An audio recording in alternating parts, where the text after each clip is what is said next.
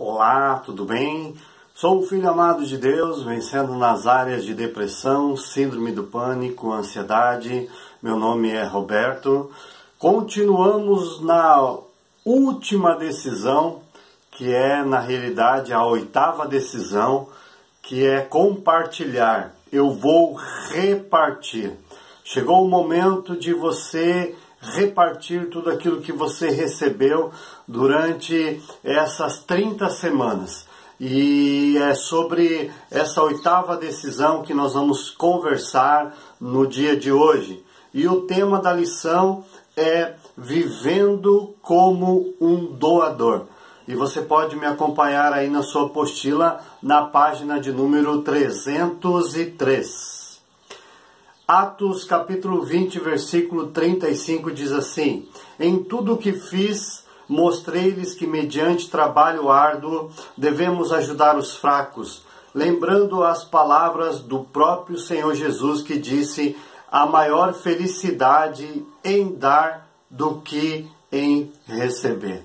É interessante olhar para a Bíblia e perceber como que ela nos motiva a vivermos como doadores. Se olharmos para o exemplo de Jesus, Jesus viveu como um doador. Ele se esvaziou de si mesmo, deixou a sua glória, deixou o seu poder, deixou o seu trono, deixou a sua soberania, a sua glória. Veio viver neste mundo como uma pessoa qualquer, limitada em muitos aspectos, e ele viveu para servir as pessoas. Jesus viveu como um grande doador. Ele curou os enfermos, ele ouviu as pessoas aflitas, ele interviu nas lutas, nas dificuldades das pessoas. Jesus nunca usou o seu poder em benefício próprio, para suprir a si mesmo. Tudo o que ele fez para servir as pessoas. Jesus viveu como um grande doador. E eu e você devemos nos espelhar nele. Ele é o nosso padrão de qualidade e é nele que nós devemos nos espelhar e aplicar a nossa vida, a nossa conduta. E o padrão celestial que Deus quer que você viva na terra tem um princípio eterno chamado doação. Nós vivemos em um mundo consumista, onde o ter e o reter tem um padrão absoluto estabelecido em nossa sociedade. As pessoas vivem em busca do ter e do reter. E o padrão da Bíblia é que dar é melhor do que receber. Existe um princípio abençoador por trás da doação. A Bíblia diz: dê e de volta você terá uma medida calcada, sacudida e transbordante. O ter é uma consequência do você doar. Quando você dá, quando você se doa, quando você investe o seu tempo, a sua energia para investir na vida das pessoas, a Bíblia diz que você recebe uma medida calcada, sacudida e transbordante. Eu tenho experimentado esse princípio na minha vida. Quanto mais eu dou o meu tempo, a minha energia, os meus recursos financeiros, mais Deus faz multiplicar na minha vida e na minha família os seus recursos, a sua bênção, a provisão que vem da parte de Deus. E nós precisamos quebrar essa cultura, precisamos viver na contracultura do mundo. Enquanto que o mundo prega uma cultura consumista, de reter e não de doar, eu e você devemos viver a cultura do reino de Deus, que doar é melhor do que receber. E é interessante olhar para o apóstolo Paulo. Foi um homem que viveu uma reforma individual de valores, fé e conduta. e ele cita as palavras de Jesus como um padrão que para o mundo parece muito louco. O princípio de que doar é melhor do que você receber. Doar é libertador e é um pressuposto para realmente ser feliz. É impressionante esse princípio. Quando você doa, a alegria que você tem no ato de doar é maior, é infinitamente maior do que o ato de receber. Há um princípio de satisfação, de alegria, de felicidade por trás do ato de doar. Por isso que a Bíblia diz que doar é melhor do que você receber. A felicidade não é o alvo final da vida. Sabe, o nosso objetivo final não é a nossa felicidade. O nosso objetivo final é viver para agradar a Deus. E o que agrada a Deus é se doar para o outro, para a expansão do reino de Deus, para abençoar a vida das pessoas. Deus quer que você derrame sobre os outros aquilo que Ele tem derramado sobre você. E durante essas 30 semanas eu tenho certeza que Deus derramou muitas bênçãos sobre sua vida, te curando, te libertando, te fazendo enxergar a vida de um outro prisma, através de uma outra ótica, da ótica de Deus, e você com certeza mudou muitos valores, mudou a sua maneira de falar, de agir, de viver, de compreender as coisas. Você com certeza tem experimentado uma grande libertação na sua alma, nas suas emoções. E o objetivo final de Deus fazer toda essa obra é que você derrame sobre a vida das pessoas tudo aquilo que Deus tem derramado sobre a sua vida. A decisão de viver um estilo de vida doador tem a ver com a prática daquilo que se crê. Teoria sem prática pode levar à hipocrisia. Assim também a fé por si só, se não for acompanhada de obras, está morta. Tiago 2:17. Dizer que tem fé sem obras é uma grande contradição, porque a maior evidência da fé são as obras que eu realizo. Eu não faço obras para ter fé.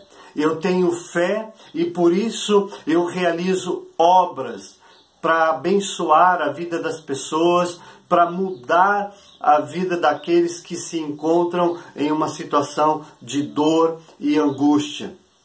A fé ativa é importante para Deus. As boas obras devem ser atos de continuidade à fé e não início das coisas. Não são as boas obras que irão salvar você. Somente a fé em Jesus, como seu Senhor e Salvador, pode fazer isso. Entretanto, é por meio de suas ações que demonstrará a Deus e aos outros quem você é em Jesus. As obras são uma evidência daquilo que eu sou em Jesus, daquilo que Jesus é para a minha vida. Reflita, você se considera uma pessoa generosa? Sim ou não? Marque aí na sua apostila. E eu e você precisamos entender que nós precisamos doar com consciência e não por codependência. Estamos falando sobre uma atitude de doação saudável, sem codependência a qualquer pessoa, sem a menor expectativa de reconhecimento ou retribuição. Você doa sem esperar algo em troca. Você faz simplesmente pelo fato de querer agradar a Deus, de querer transbordar sobre a vida do outro a mesma generosidade que foi derramada, que transborda sobre a sua vida. Você não faz para o outro por culpa ou por codependência, para ser feliz ajudando o outro. Você faz porque você entende que doar é um ato que Deus quer que eu tenha em relação a outra pessoa. Você não é generoso para amar mais a Deus, mas por amar muito a Deus é generoso. É exatamente isso. Você não faz para merecer o amor de Deus. Você não faz para demonstrar que você ama mais a Deus. Mas o amar muito a Deus resulta como uma evidência desse amor, que é a generosidade, o servir a outra pessoa. Lembre-se que ninguém jamais foi homenageado pelo que recebeu. As honrarias são sempre um prêmio pelo que alguém deu. É uma grande verdade, não é? As pessoas não recebem prêmios por aquilo que elas receberam dos outros. Elas recebem honras e prêmios por aquilo que elas doaram, por causa da sua generosidade, por causa do impacto que elas tiveram na sociedade e o impacto que elas causaram na vida das outras pessoas. No texto a seguir, resume exatamente essa decisão. Vocês receberam de graça, deem também de graça. Tudo que nós recebemos de Jesus veio através da graça. Da mesma forma, agora nós precisamos transbordar essa graça para a vida das pessoas. Talvez você pense, mas o que eu tenho para oferecer para as pessoas? Você tem a você mesmo. O seu tempo, os seus ouvidos, a sua oração, os seus recursos financeiros, o seu apoio às pessoas, as suas palavras de sabedoria, pregar o Evangelho, falar daquilo que Jesus tem feito na sua vida, convidar as pessoas para fazerem o ciclo do 30 semanas. Tudo isso são formas de você demonstrar os teus atos de generosidade. Por isso, entregue-se a Deus para ser usado na comunicação das boas novas para com as pessoas. Pastor Carlito Paz diz assim: nunca nos parecemos tanto com Deus como quando doamos, não só recursos e coisas, mas a nós mesmos. Foi o que Jesus fez, nos doando o maior presente de todos, Ele mesmo. Nosso Deus é o grande doador. Jesus doou a si mesmo como um sacrifício vivo, santo e agradável a Deus, quando Ele subiu naquela cruz e pagou o preço pelos nossos pecados. Jesus é o maior exemplo de doação. E é esse o padrão que Deus quer que eu e você venhamos a evidenciar na sociedade, no trabalho, na igreja onde participamos, nos nossos relacionamentos, em todos os lugares. Então, quero conversar com você a respeito de algumas atitudes práticas para viver a doação como um estilo de vida. Em primeiro lugar, coloque a vontade de Deus acima do seu ponto de vista. Não se amoldem ao padrão deste mundo, mas transformem-se pela renovação da sua mente, para que sejam capazes de experimentar e comprovar a boa, agradável e perfeita vontade de Deus. Romanos 12, capítulo 12, versículo 2. Quando você coloca a vontade de Deus em primeiro lugar, percebe que tudo que possui é uma manifestação do céu na terra. Deus tem uma vontade para mim e para você. E essa vontade é que nós sejamos doadores, que sejamos instrumentos da manifestação da graça sobre a vida das pessoas. E entender a vontade de Deus é viver a partir dessa perspectiva. Não é viver a partir da minha perspectiva, da minha forma de ver as coisas, mas é ver da forma como Deus vê. E Deus vê dessa forma. Ele quer que eu e você sejamos ferramentas para abençoar a vida das pessoas.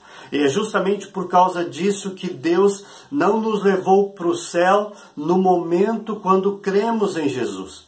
Porque Ele tem um propósito para mim e para você nesta terra. Quantas pessoas estão sofrendo neste tempo de pandemia? Em depressão, sem esperança, com medo, angustiadas, aflitas, pessoas que não estão saindo de casa, pessoas que estão desesperadas. Qual é a vontade de Deus para essas pessoas é que eu e você sejamos ferramentas de Deus para trazer esperança a essas pessoas, para trazer confiança, para trazer alegria, para encontrar em Deus todo consolo, todo amparo, toda graça, toda alegria, toda satisfação, toda plenitude de vida. As pessoas, elas não precisam perder a esperança por causa da pandemia e dos problemas financeiros que vieram por conta da pandemia. Elas devem viver em fé e esperança em um Deus que pode todas as coisas. Ele é o dono da prata e do ouro. Deus não está sujeito à pandemia, à crise econômica. Deus está acima de tudo isso. E a palavra de Deus mesmo afirma: por acaso há algo difícil demais para Deus? Nada é impossível para Deus, afirma a palavra de Deus. Mas quantos estão vivendo neste mundo sem essa esperança, sem essa expectativa, sem essa perspectiva? Você é a resposta de oração dessas pessoas para a vida delas, para que você as abençoe, para que você ore por elas, para que você traga uma palavra de esperança, de encorajamento, de ânimo, para que você leve Jesus à vida dessas pessoas. Empreste os teus ouvidos a elas, ore por elas, encoraje a vida delas, dê um presente a alguém que está vivendo uma situação assim. Seja criativo, o Espírito Santo é criativo. Ele te dá ideias, formas, as mais diversas, as mais criativas possíveis para você trazer socorro, alento, amparo para a vida desses que estão sofrendo. Ser completamente restaurado é ter fé e vontade de seguir a direção dada pelo Espírito Santo e a palavra de Deus irrestritamente. Essa é a vontade de Deus. Que você anuncie esperança e confiança para as pessoas, para que elas possam viver o melhor dia da vida delas, vivendo para a glória de Deus. Reflita. Quais são as suas reais motivações? Fazer a vontade de Deus ou fazer sua própria vontade? Comente, você pode pausar o vídeo e comentar aí na sua apostila. Em segundo lugar, olhe menos para o individual e mais para o coletivo. Jesus disse: ame o Senhor, seu Deus, de todo o seu coração, de toda a sua alma, de todo o seu entendimento. Este é o primeiro e maior mandamento, e o segundo é semelhante a ele: ame o seu próximo como a si mesmo. Eu e você precisamos entender que nós não devemos viver na individualidade, ensimesmados em nós mesmos. Nós devemos viver aliançados com outras pessoas em comunidade. E você com certeza experimentou muito dessa experiência do coletivo através do seu grupo de partilha, através da sua conversa com o confidente. Você foi edificado através do compartilhamento das pessoas, através daquilo que você falou e ouviu do seu confidente. Então existe uma bênção muito grande por trás do coletivo. Somos encorajados, somos motivados, somos motivados a uma troca mútua de experiências, e isso acaba nos edificando e acabamos edificando a vida das outras pessoas. Deus promove mudanças em sua vida o tempo todo, e essas mudanças sempre devem impactar as pessoas ao seu redor. Quando você vence um vício, um mau hábito ou um defeito de caráter, poderá perceber que mais pessoas são direta ou indiretamente abençoadas, inspiradas ou pelo menos poupadas. Quando você compartilha com as pessoas as vitórias que você teve, os maus hábitos que você venceu, os vícios que você venceu, isso inspira as pessoas a quererem a ser como você, a imitar você, a vencer lutas, e muitas serão até poupadas de caminhos que trariam dor e sofrimento. Deixar-se ser tratado é preparar-se para oferecer sua melhor versão para amar e servir o próximo. Você tem experimentado disso, com certeza, no 30 Semanas. O fato de você se deixar tratar por Deus, pelo Espírito Santo, produziu em você a melhor versão de si mesmo. E essa melhor versão de si mesmo acaba refletindo no seu casamento, com seus filhos, no trabalho, na igreja, em todos os lugares. A melhor versão de si mesmo é a maior bênção para todas as pessoas com as quais você se relaciona, porque essa bênção, ela transborda sobre outros que são abençoados através da sua vida. A restauração de Deus aprimora seu potencial de doação principal, da sua doação pessoal. Na jornada de ser restaurado em suas emoções e relacionamentos, permita-se refletir o que Deus tem feito na vida das pessoas ao seu redor. Mesmo suas pequenas vitórias são grandes o bastante para encorajar quem está perto de você. Sabe, por pequenas que sejam as suas vitórias, isso trazem esperança e expectativa para a vida das outras pessoas.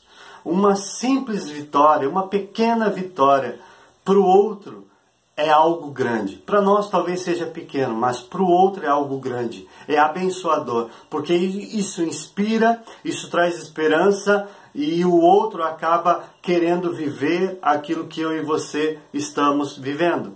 A recuperação de uma pessoa não está ancorada em outra, mas a jornada se torna muito mais prazerosa quando se vive em comunidade e se experimenta transformação coletiva, onde um ajuda o outro.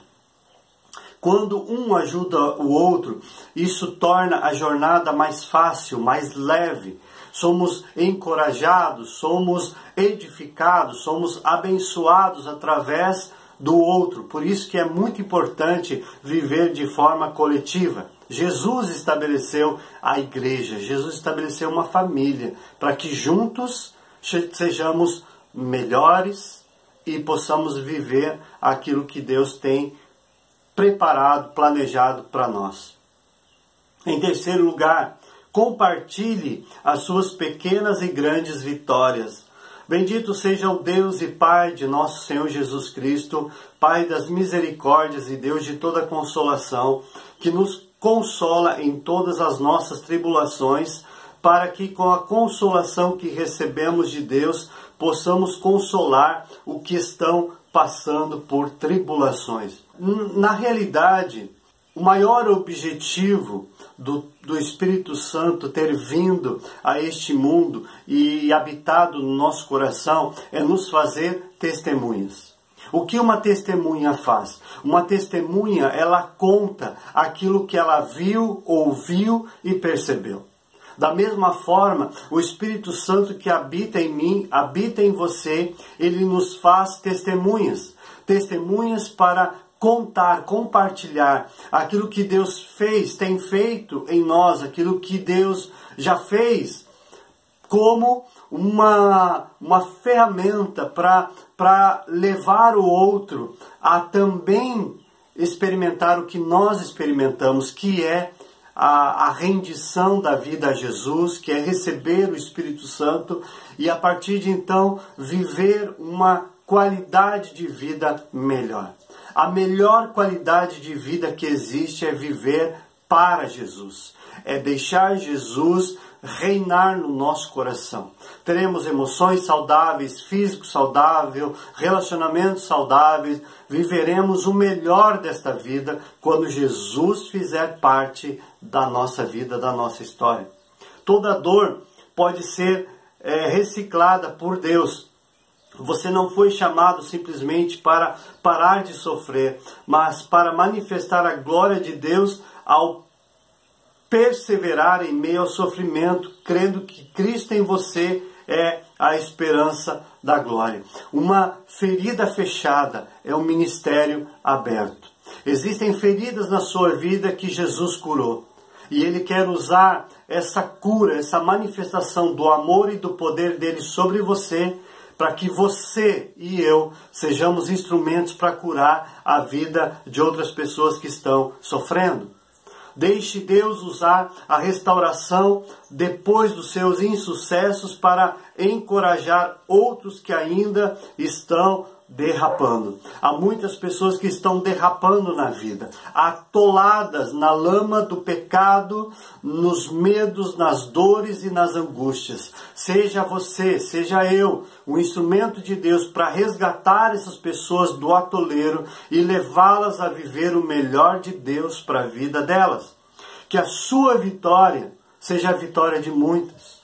Que a sua cura seja a cura de muitos. Que a sua restauração seja a restauração de muitos. Que a sua esperança seja a esperança de muitos. Existe um propósito por trás da cura que Deus te deu. É que você seja um instrumento para curar a vida de outras pessoas. Em quarto lugar, pregue com palavras e com atitudes de amor. Filhinhos, não amemos de palavra nem de boca, mas em ação e em verdade. A palavra de Deus fala muito a respeito do amor que se manifesta em ações práticas. Não é um amor só de palavras, não é um amor de dizer que ama, mas é um amor que se manifesta em ações, em atitudes, em intervenções específicas, objetivas, para socorrer as pessoas nas lutas delas, intervir nas lutas delas para que elas possam ver o amor de Deus através da sua atitude, através da minha atitude. A forma como você usa suas palavras é importante. Porém, mais importante ainda é tê-las acompanhadas de ações, pois elas falam mais alto que suas palavras. Uma atitude vale muito mais do que 1000 palavras. Você pode dizer 1000 palavras e não ter nenhuma atitude, não fará nenhuma diferença. Mas uma atitude vai fazer muita diferença na vida da outra pessoa. As boas intenções morrem se não forem colocadas em prática. Não seja apenas um bom ouvinte, mas sobretudo um exemplar praticante da palavra de Deus. Traduza em ações o amor que encheu teu coração. O amor de Deus que encheu teu coração deve ser traduzido para a vida das pessoas em ações práticas. Quando você ouve as pessoas, quando você traz uma palavra de encorajamento, de esperança, quando você ora pela vida de alguém, você está traduzindo em ações o amor que foi transbordado no seu coração. Você não foi chamado para ser um crente de domingo, alguém que só vai aos domingos à igreja, ouve a palavra e volta para casa da mesma forma. Você foi chamado para ser um cristão 24 horas por dia, 7 dias por semana. A cada minuto, a cada segundo, eu e você precisamos estar atentos e ligados para aproveitar cada oportunidade para sermos agentes abençoadores de Deus na vida das pessoas. Obras e ações não são só palavras, são a prova de seu amor a Deus e às pessoas. A fé sem obras é como um carro sem gasolina. Dizer que tem fé e não traduzir essa fé em obras é como um carro sem gasolina. Ele não anda, ele não tem vida, ele não serve para nada. Da mesma forma, a minha fé deve traduzir em obras, em ações, em atitudes práticas para socorrer a vida das pessoas. A doação é um termômetro e seu amor é o termostato. Ame para aquecer a vida dos que sofrem. Você até pode doar sem amar, mas não pode amar sem doar. É verdade, você até pode doar sem amor. Pode doar por obrigação, por codependência, enfim, pode doar por inúmeros motivos, mas você não pode amar sem doar-se.